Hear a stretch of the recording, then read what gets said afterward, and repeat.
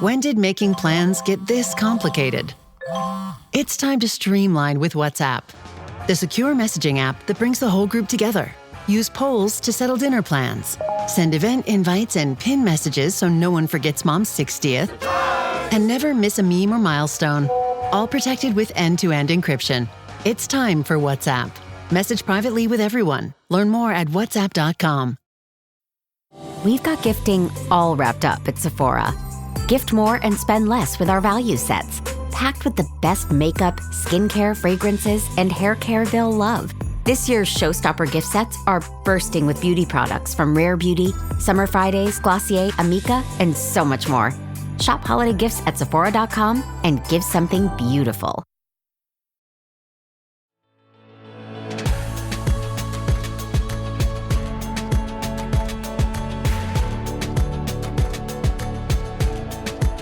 I am Nicole Khalil, and you're listening to the This Is Woman's Work podcast. And friend, let's face it, there are certain things in life that are always unstable. Wi-Fi when you need it most, certain politicians, my relationship with cheese, and as it turns out, the truth. Yep, truth isn't quite the sturdy anchor anymore that it really should be.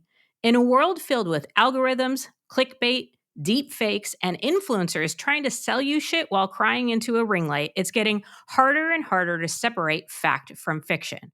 Or to quote one of the greatest cinematic thinkers of our time, Bing Bong from Inside Out, when Joy says these facts and opinions look so similar after knocking over boxes labeled facts and opinions, and Bing Bong responds, "Don't worry about it. It happens all the time." Bing Bong, in his infinite wisdom, just nailed the problem.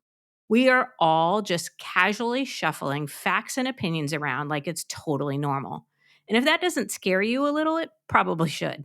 Listen, I'm a big believer in intuition, in trusting yourself. Hell, that's how I define woman's work. But how do you know if what feels true to you is actually true? How do you recognize when your thoughts, your beliefs, your truth has been influenced or worse, manipulated by someone else? Brainwashing, mind control, hyper-persuasion, these aren't just the plot lines of conspiracy thrillers or cult documentaries. They're real. And in many ways, they're probably more effective now than ever. And here's the kicker. I'm guessing if we're being brainwashed, we probably don't even know it's happening. Now, I'm no expert on psychological manipulation, though I have survived both the social media comment section and middle school. But I did bring someone on the show who is an expert. Rebecca Lemov is a historian of science at Harvard University, a visiting scholar at the Max Planck Institute, and the author of The Instability of Truth. Her research dives into the data, technology, and the history of human and behavioral sciences. Basically, as I understand it, how we've been shaped and sometimes seriously messed with by the people who want to control how we think and act.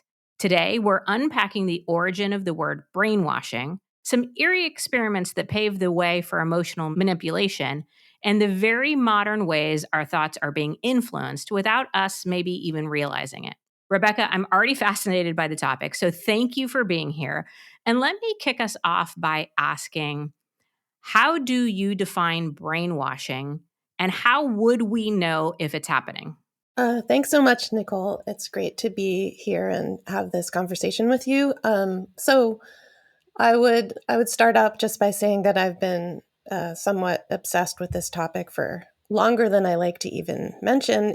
Long enough ago that when I started to want to teach a class about it at my university, they thought that sounded ridiculous, and although they let me do it anyway, but they said, "Why would you be interested in that topic? It's so odd and can't really have much to do." But now it seems strangely relevant, or many people find it really relevant, as do I. So it's great to define terms. I mean, brainwashing is a great topic because it's had many different definitions, but the one I find most useful and simple is a kind of double cognate phrase, which is coercive persuasion. And that's because it emphasizes that brainwashing isn't simply about force or sheer coercion or a kind of torture. I mean, it can involve those elements, abuse, But at the same time, there's the persuasion part of it. So there's an attraction also, such as you see with cults, or just even in extreme situations, there's often a nuance or a set of choices that involve a persuasive element and even a kind of compliance, or I guess an agreement. So that makes it really tricky and difficult also to recover from. So, what I'm thinking as you're talking is it's almost a slow thing that's happening. It's not like you get brainwashed in one moment of one day. It almost like this coercive persuasion and the idea that it's decisions or little agreements that are happening that sort of lead you down the path of being brainwashed. Am I misinterpreting that? No, I really like that idea of little agreements. And it's one discovery I made because what I set out to do was kind of a thought experiment or an actual research experiment, which entailed, if I could look at the more extreme cases in the 20th century that we often refer to, just the thumbnail sketch of what the terrible thing called brainwashing, which involves POWs during the Korean War who are subjected to thought reform in these, prison camps. It seems like that must have happened quickly. That must have happened just through sheer distress, which was definitely true. But when you really read these soldiers who are often very young, they were just some of them 17 to 21 years old, having gone through starvation, having gone through, forced marches, having gone through humiliations of finding the US not to be the power they thought it was going to be in 1952 or 51. They then did go through a period that when you read their stories, it does involve small things that really influence them, small decisions over time. In fact, one of the soldiers the POWs I focus on, this person named Morris Wills, he described how brainwashing is a horrible, slow, drip by drip process. That's almost a quote. So I think it's very insightful of you to pick that up. Okay, so then if it's slow and it might be, maybe a small agreement that feels slightly uncomfortable, but not so uncomfortable or obvious that we look at it and go, oh, I'm being brainwashed, right? How do we know?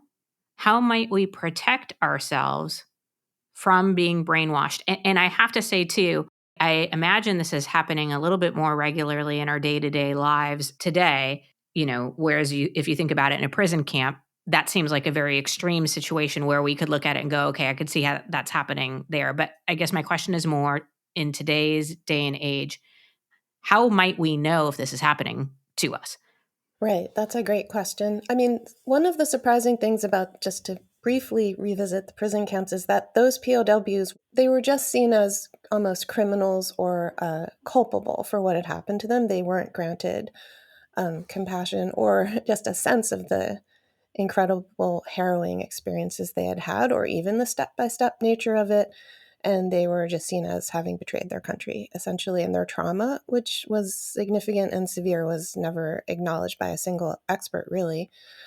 So the comparison with today's is, there might seem to be very little in common with the sorts of situations that most of us encounter, especially in online life or in our minor interactions like ordering a coffee at Starbucks or something like that.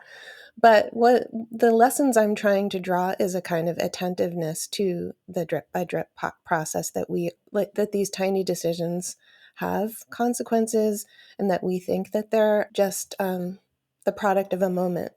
But that's exactly the experiences people in cults also describe. I mean, no one joins a cult deliberately. Most people, I mean, if you go into their stories, it was something like, I happened to be standing at the bus stop that day. I unfortunately had just broken up with my boyfriend or girlfriend. I stubbed my toe and someone offered me, some kind of kind comment or something, some area of vulnerability. So not to make you paranoid, but just to make a case that I think the best approach to, I think it's a potential of every moment, is that we be more aware of the consequential quality of seemingly small decisions, especially online, like clicking, liking, commenting, interacting. So, in the examples that you gave, what seems to be, and I'm sure there are a lot more, commonality is the experience of hurt or pain in somebody in some way temporarily relieves that. Is that part of what's necessary? I mean, I guess my question is what are the conditions that need to be in place, or what is being taken advantage of or manipulated in order for brainwashing to even occur? Yeah, that's also at the core, a really core question. But there's a great scholar and psychiatrist named Robert J. Lifton who set forth in 1962 what he thought were 8 conditions, or they were really like circumstances that accompany brainwashing, and that one of the primary ones includes milieu control. So to the extent the person experiences an informational environment where the incoming stimuli and the outgoing are highly controlled and even sculpted. So that's Lifton. But what I argue, and I agree with his conditions, but I also argue in the book that what I found in my research was that there's something preceding these 8 conditions, which is what I call ungrounding, which I describe as a set of successive shocks to the point of just disorientation that kind of makes a person more vulnerable in a situation where then the various other factors can be, love bombing and informational control and even threats at the same time, threats of going to hell, of your family being hurt, or of just being thrown out of a community, or various other things are brought to bear from there. The word ungrounding I find fascinating because I think we've all experienced that, a feeling of not being firmly planted and maybe physically, but I mean it more like in a mental and emotional way. I am operating under the assumption that varying degrees of brainwashing is happening way more commonly than we might think. Is that a fair assumption or am I being dramatic? No, I mean, I argue that there is a connection, and some might disagree, but I bring to bear research on my last 3 chapters of the book are about digital environments, social media interactions, and including even AI-driven, chatbots and those kinds of relationships, which are and I kind of tell the history of what I call hyper-persuasion. And I think under conditions of hyper-persuasion, which we find ourselves in, which is just where these feedback loops and informational control are intensified and speeded up, and we become ungrounded really quickly. I mean, anyone can testify to this, including myself. And this is why I bring myself into the book. I mean, none of us is really immune to that experience of destabilization. It does have a physical aspect to it, but also, as you said, mental, emotional, and even spiritual levels. I mean, in a way, I'm including its extreme resonances, but I'm trying to show the dailiness and the ordinariness of it. Okay.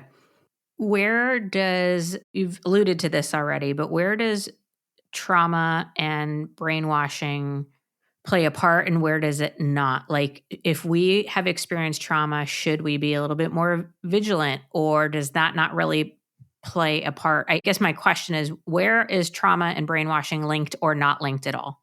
I find it to be linked. You could say that we live in a moment when trauma is seen everywhere and perhaps over-attributed.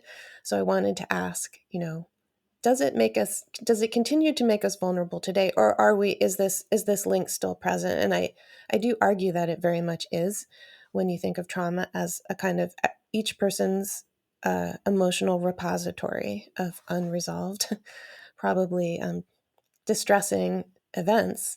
To that extent, we are vulnerable.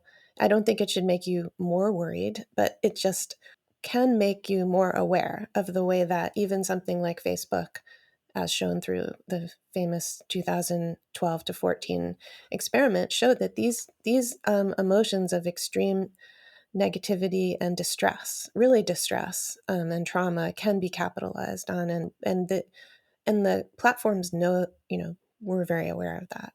hmm I want to get into that experiment in a second, but it makes sense to my brain that trauma and brainwashing could be somewhat linked because of that word ungrounding that you had talked about. When we experience trauma, I can't obviously speak for everyone, but you feel ungrounded, you feel disoriented, you feel shocked, and it feels like it could be a trauma on top of trauma for that to be exploited or taken advantage of. Yeah, can I just make a quick comment on Please. that? Is one of the aspects of brainwashing that experts came to focus on, or coercive persuasion, is dissociation, the dissociative effects. And in the 1950s and 60s, once this started to turn up in military, the US government and CIA wanted to see if they could create such states as a potential weapon to be used or deployed. And they did find that pursuing dissociative effects were, that they could successfully induce dissociation in people, sometimes through brutal methods or administering LSD or sleep deprivation or things like that. So there was that connection that arose. But I think dissociation is really a key because that's kind of at the core of the traumatic response, as I understand it. And then again, that refers back to ungrounding because you sort of separate from the body, the bodily response, and perhaps store these emotions. If you're anything like me, drinking enough water every day sounds great in theory, right up there with getting 8 hours of uninterrupted sleep and folding the laundry right away. Which is why I found a smarter way to stay hydrated with Cure. Cure hydration packs are clean and simple, plant-based electrolytes, no added sugar, and just 25 calories. They hydrate better than water alone, and get this, they actually taste good. My favorite flavor is lemonade, but they have several great flavors that you can try, which make drinking water feel like less of a chore. They even have a Cure Hydration variety pack for kids. JJ uses them over long practices or tournament weekends, and honestly, I use them then too, because hauling kids around to all of their activities should qualify as a sport. Listen, staying hydrated isn't just about water. You also need electrolytes. That's why I love Cure. It's clean, tastes great, and actually works. And for This Is Woman's Work listeners, you can get 20% off your first order at curehydration.com/woman's work with code Woman's Work. And if you get a post-purchase survey, make sure to let them know you heard about Cure right here. It really helps support the show. Don't just drink more water, upgrade it with Cure. The Who's Down in Who Newville were making their list, but some didn't know Walmart has the best brands for their gifts. What about toys? Do they have brands kids have been wanting all year? Yep, Barbie, Tony's, and Lego. Gifts that will make them all cheer. Do you mean they have all the brands I adore? They have Nintendo, Nespresso, Apple, and more. What about... So the Who answered questions from friends till they were blue. Each one listened and shouted, from Walmart? Who knew? Shop gifts from top brands for everyone on your list in the Walmart app. Una silla de masajes puede parecer extravagante. 8 configuraciones diferentes, intensidad ajustable, además es calefaccionado. Y se siente tan bien. Sí, una silla de masajes puede parecer extravagante. Y 2, bueno, aún más. Pero cuando esas sillas de masajes vienen con un auto, se vuelven bastante prácticas. El nuevo Volkswagen Tiguan 2025 con funciones premium como los asientos delanteros con masaje disponibles. Solo parece extravagante.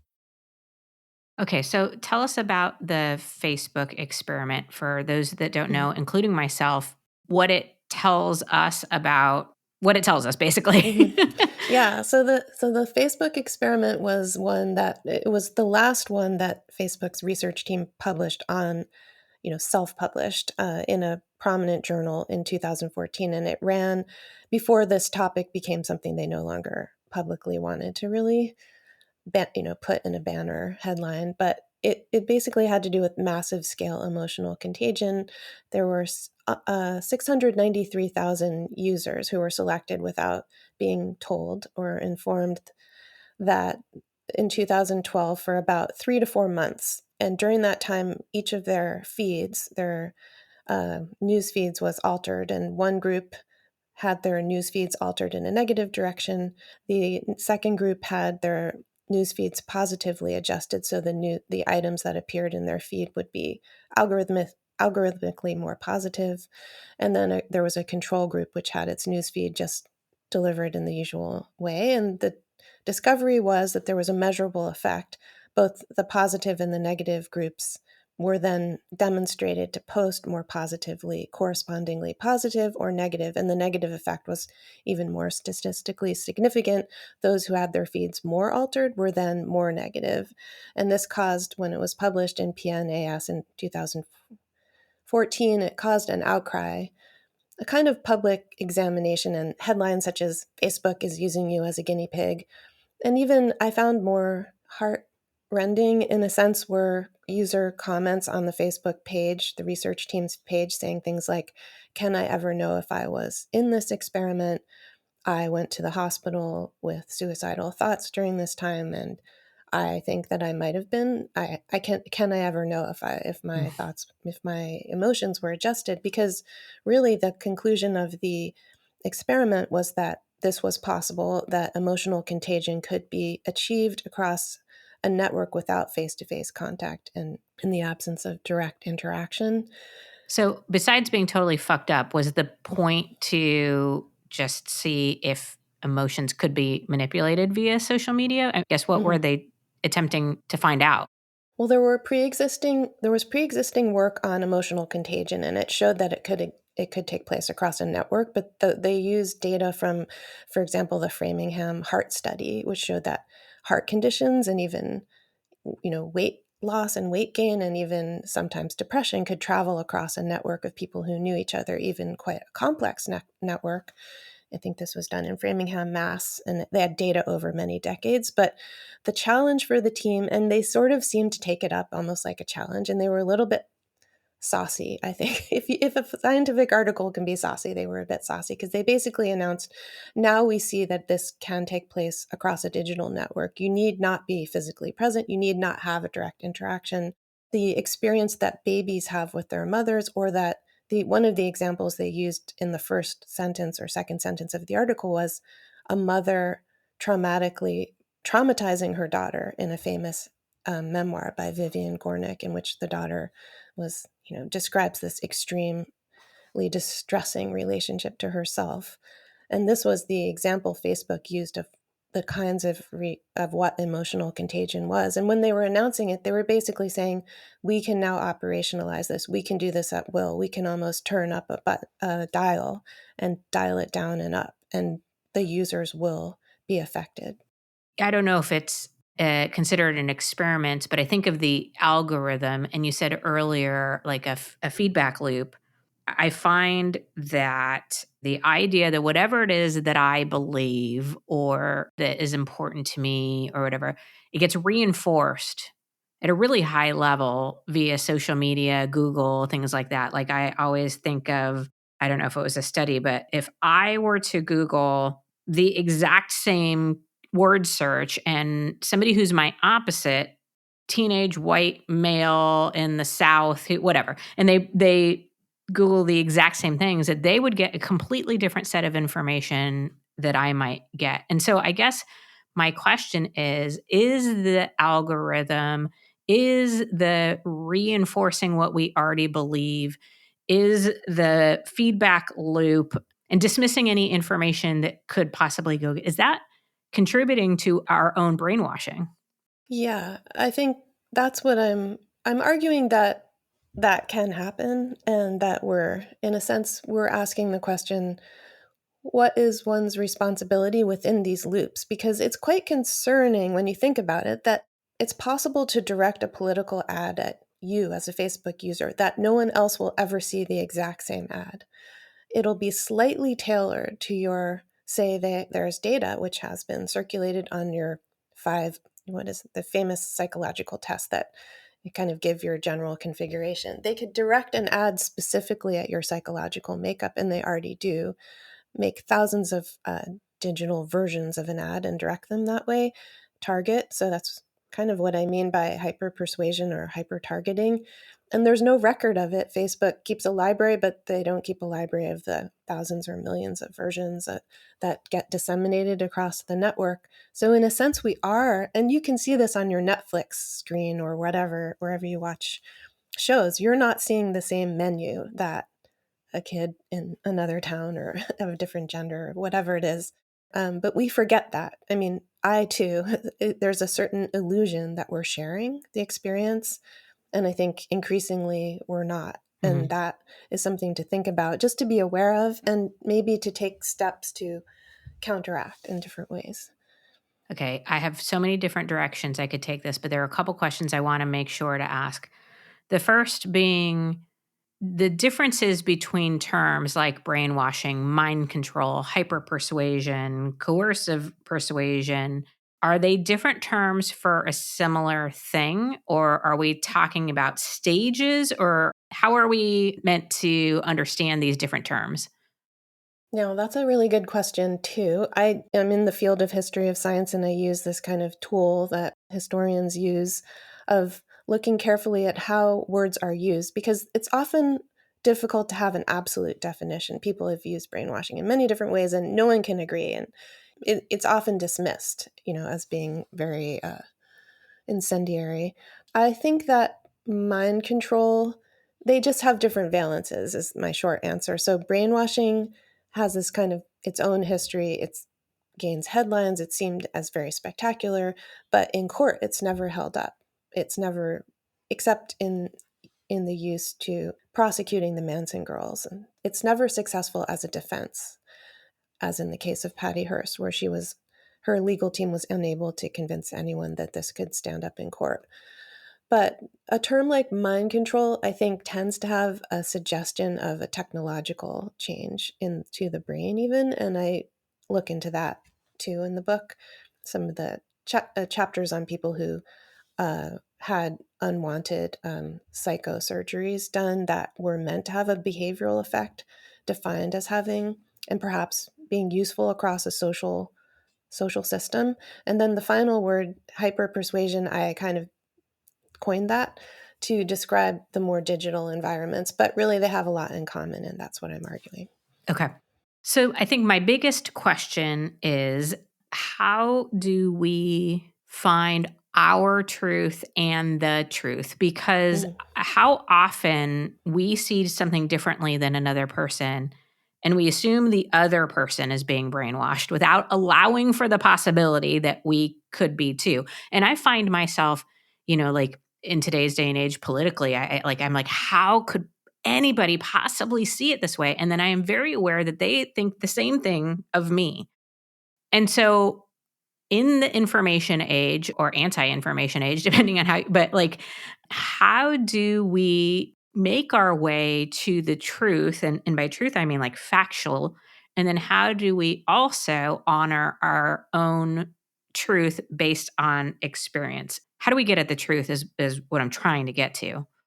Yeah, it's a profound question. I think that each of us is being asked to reckon with today, because it's just, I feel like each year, each week I live longer, it becomes more highlighted that you can easily receive a whole different set of facts. And there isn't an absolute. And what I mean by the instability of truth, when I just came up with that phrase when I was talking to my mom, and I was trying to describe what I was arguing in the book. Not that we're at the end of truth, not that we're post-truth, not that truth is dead, but that it's been destabilized simply because our ways of knowing it are undermined. And you can even see this, you could see this during a period like COVID, differences just in what scientific articles mean. How do you interpret the journal, the published results?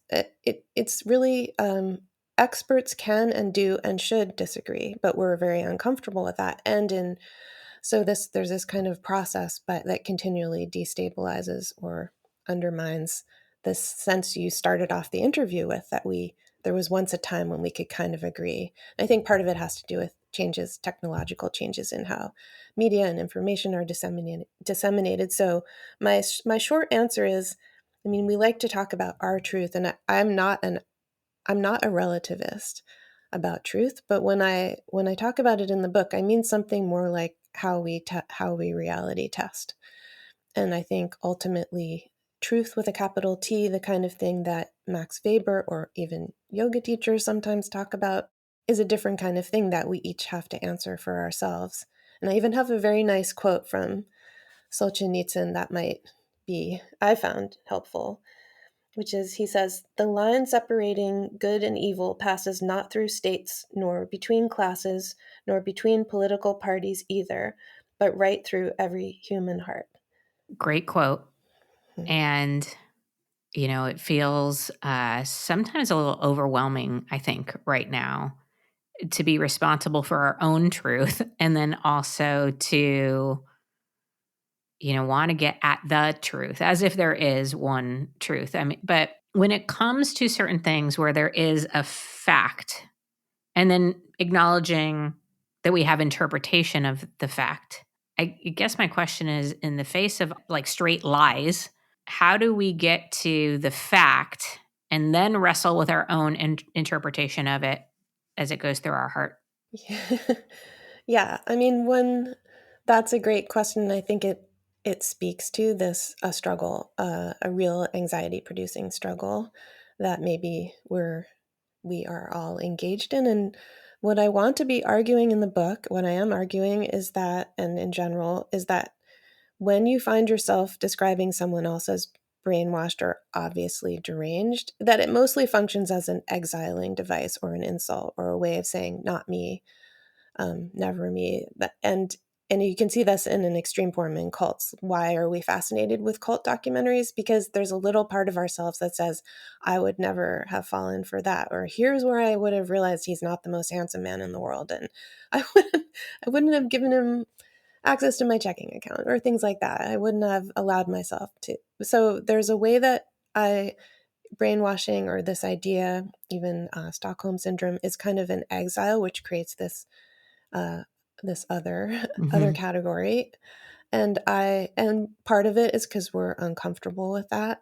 And I argue that this is clearly, to me, something we're all subject to, this phenomenon. And we don't yet know fully its nature. So to be comfortable with that uncertainty and to see brainwashing as a kind of window,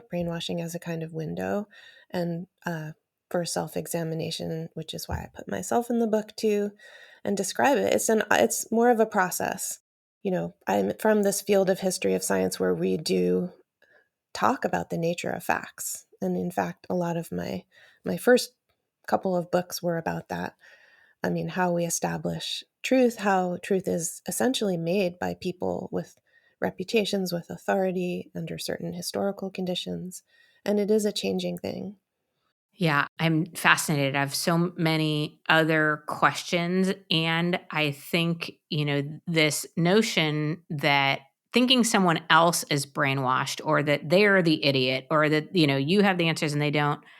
I often, when I catch myself doing that, because there is an element of wanting to feel that it could never happen to you or that sort of separation, what I find myself trying to do in those moments is having a little bit more empathy of, like, if I experienced the same set of experiences or information or whatever, and then just that reminder of it probably is to some extent happening to all of us, which is scary.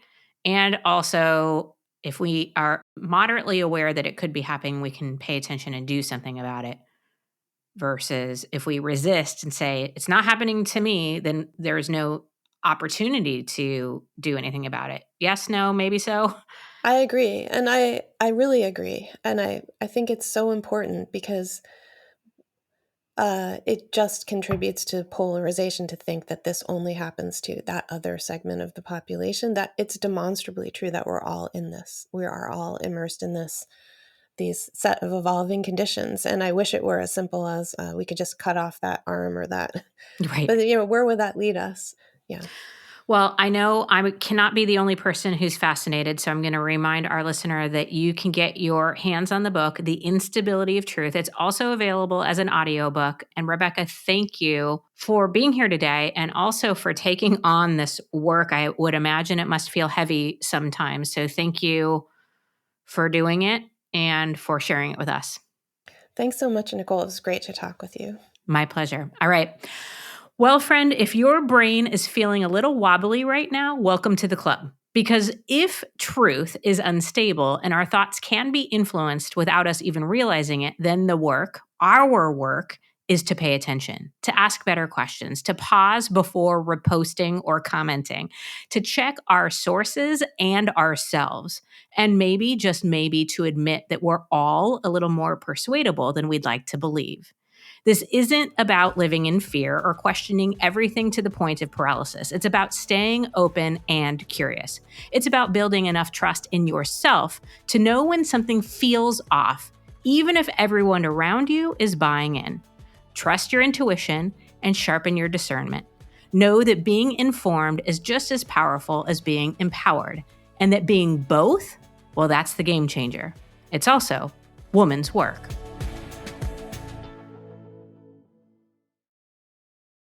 You know the words that dominate our news cycle. Private equity keeps inventing generative artificial intelligence tax on home. America's chip fueled by market volatility. That's on Fed rate cuts. But do you truly understand how they impact your world and your wallet? In a world that skims the what, understand the why. Because context changes everything. Subscribe to learn more at Bloomberg.com, the global benchmark for business news.